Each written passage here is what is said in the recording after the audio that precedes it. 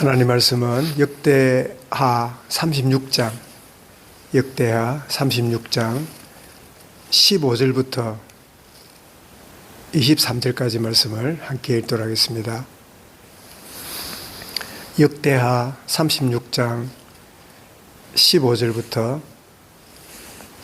23절까지입니다. 15절부터 같이 읽습니다.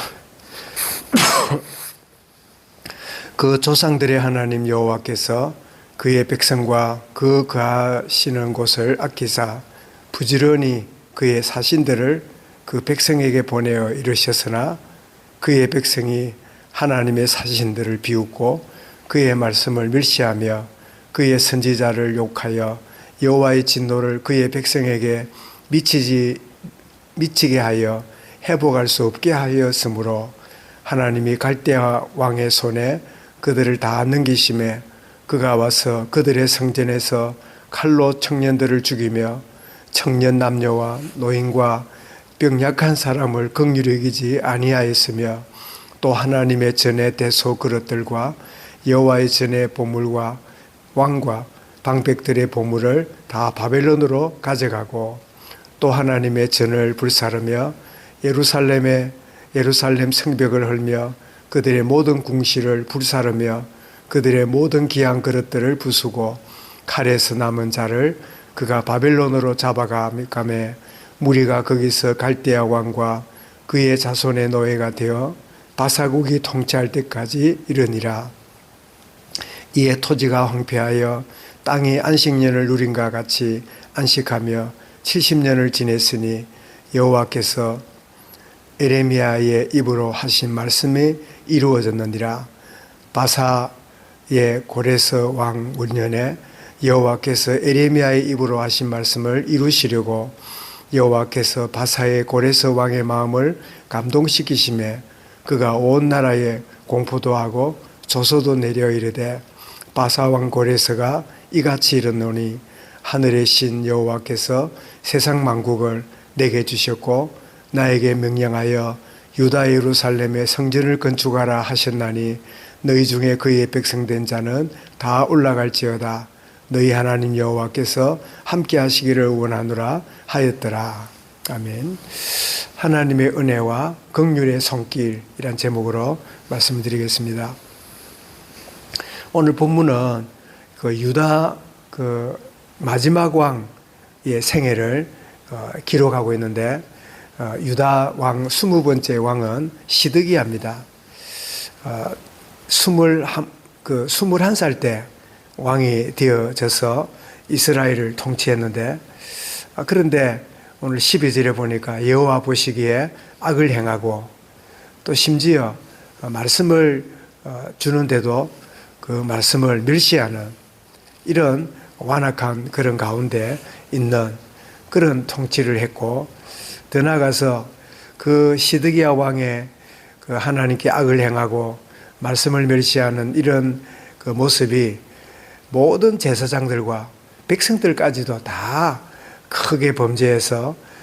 점점 이제 미래가 없는 하나님을 전적으로 왕, 제사장, 백성까지도 다 이 한쪽으로 기울어져서 하나님을 저버리는 이런 참 상황이 벌어지고 또 오늘 16절 말씀 보니까 많은 사신들, 말하자면 선지자나 또 이렇게 말씀에 그 깨어있는 자들을 보냈지만 그것도 멸시하고 비웃는 이런 우리가 영의 사람을 참 놓치게 되면 육의 것이 훨씬 매력적으로 보이고 귀중하게 보이고 또 소중하게 보여져서 영적인 일은 아주 우습게 보이는 참 이와 같은 참 그 굳은 마음이 되어지고 돌 같은 마음이 되어지게 될 때 하나님 말씀도 그 마음에 자리 잡지 못하는 자 이렇게 참 시드기야 왕도 모든 제사장도 백성들도 크게 참 범죄해서 하나님의 성전을 더럽히는 참 이런 이 일이 벌어지게 될 때 하나님이 그 유다 나라를 바벨론 포로가 되게 하시는 21절에 보니까 바벨론이 올라와서 그들을 다 끌어가고 성전에 있는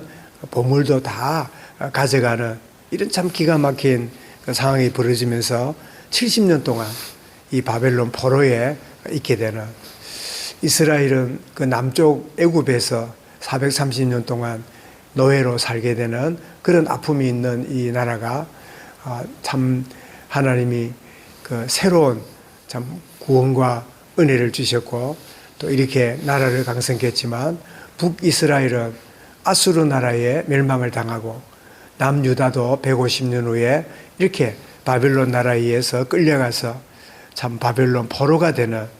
이런 참 그 비극적인 일이 벌어지게 되는데, 이 일에 대해서 21절은 두 가지를 말씀합니다. 하나는 이 백성들로 인하여 고통을 당하고 어려움을 당했는데, 땅이 고통을 당했는데 땅이 70년 동안 안식을 얻었더라. 참 인간이 타락하면 관련된 모든 것도 고통거리가 되고 아픔이 되는 걸 참 보여주는데, 오히려 그 땅은 안식을 얻는 그런 일이 벌어졌고, 또 하나는 에레미야가 그토록 참 피를 토하듯이 예언하고 참 이 메시지를 던졌지만 결국은 에레미야가 예언한 그대로 이렇게 이루어졌다. 바벨론 포로는 땅이 안식하고 또 에레미야가 예언한 대로 이루어진 것이다 라고 하는 것으로 역대기가 이렇게 마무리가 되고 있음을 보게 되는데, 자, 그런데 그 뒤 22절 23절에 보니까 이때 하나님의 놀라운 은혜와 긍휼의 역사가 참 펼쳐짐을 보게 됩니다. 제가 자주 말씀드렸지만 열왕기는 이스라엘이 포로 이전에 그 왕들의 역사를 기록했다면, 역대기는 바벨론 포로에서 돌아와서 지난 역사와 지난 것들을 회상하면서 기록한 것이 역대기라고 말씀드렸죠. 이들이 어떻게 돌아왔는가? 이게 하나님의 은혜고 긍휼의 손길이다 하는 것을 마무리를 하고 있는데, 그게 뭐냐? 바사, 페르시아를 말하죠. 페르시아에 의해서 이 바벨론이 결국은 멸망을 당하고, 그리고 이 바벨론을 멸망시켰던 페르시아의 왕인 고레스가 그 이스라엘 백성들에게 본국에 돌아가서 성전을 재건하도록, 성전을 다시 짓도록 돌아가도록 하는, 그래서 이스라엘이 70년 만에 바벨론 포로에서 돌아오게 되는데, 이것이 그들이 독립전쟁을 하거나 무슨 힘을 얻은 게 아니라 전적으로 이 고레스 왕의 마음을 감동시켜서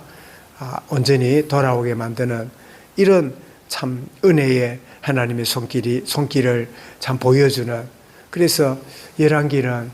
참 이 선지자의 아주 예리한 지적과 충고로 진행되고 있다면, 역대기는 참 그럼에도 불구하고 하나님은 자기 백성과 하나님의 백성들에게 은혜를 베푸시고 긍휼로 손길로 함께한다는 것을 보여주므로, 우리가 실패하고 넘어지고 좌절할지라도